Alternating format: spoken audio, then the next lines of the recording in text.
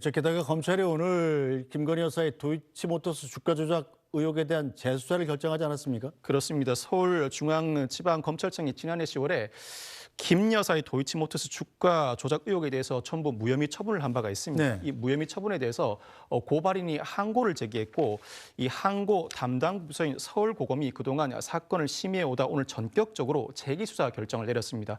통상 서울고등검찰청이 재기수사 결정을 내리더라도 원처분 검찰청인 서울중앙지방검찰청에 다시 수사하라고 사건을 돌려보내는 경우가 일반적입니다. 네. 그럼에도 불구하고 오늘 서울고검은 이 사건만큼은 서울고검이 자체 수사를 하기로 결정했습니다. 서울중앙지방검찰청이 나름대로 고위 간부들도 협의한 상태에서 결론을 낸 만큼 그 결과가 달라질 가능성이 낮다고 보고 서울고검 스스로 수사를 개시할 방침을 정한 것으로 보입니다. 네, 좀 왜 다시 재수사를 결정한 건가요? 그때는 맞고 지금은 틀리다 이런 얘기인데. 사실 지난 3일에 이 도이치모터스의 권오수 전 도이치모터스 회장뿐만 아니라 관련자들에 대한 대법원 유죄 확정 판결이 확정된 상황입니다.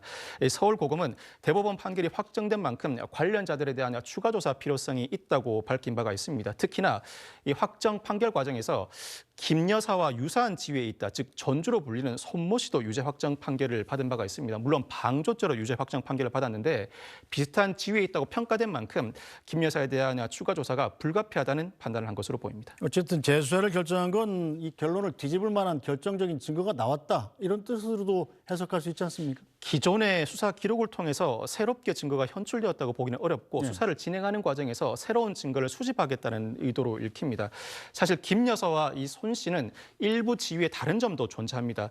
김 여사의 경우에는 수식 전문가로 보기 어렵고 사전에 연락하였다고 볼 만한 근거가 충분하지 않은 반면에 네. 손 씨의 경우에는 전문 투자자이고 주가 조작 일당과 직접 문자를 주고받은 내역도 확보된 상황입니다. 그렇지만 기본적으로는 전주라는 기본적인 위치가 동일하다는 사실은 부인할 수가 없는 상황입니다.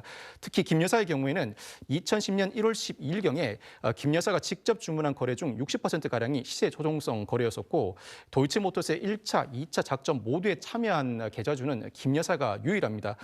관련해서 한국거래소 분석 결과 김건희 여사는 13억 9천만 원, 어머니인 최은순 여사는 9억 원 정도의 수익을 올렸다고 하는데 공판 절차에서 김 여사 개입 정황이 일부 불거지기도 했었고 헌법재판소가 서울중앙지검장에 대한 탄핵 심판을 기각하면서도 충분한 조사를 하였는지 의심이 든다는 판결 이유를 설시한 바도 있습니다. 이와 같은 상황에서 자체 서울고등검찰청의 수사를 통해서 추가 조사를 이어나갈 방침을 정한 것으로 보입니다. 알겠습니다. 오늘 말씀은 여기까지 듣겠습니다. 박성배 변호사 말씀 잘 들었습니다. 감사합니다.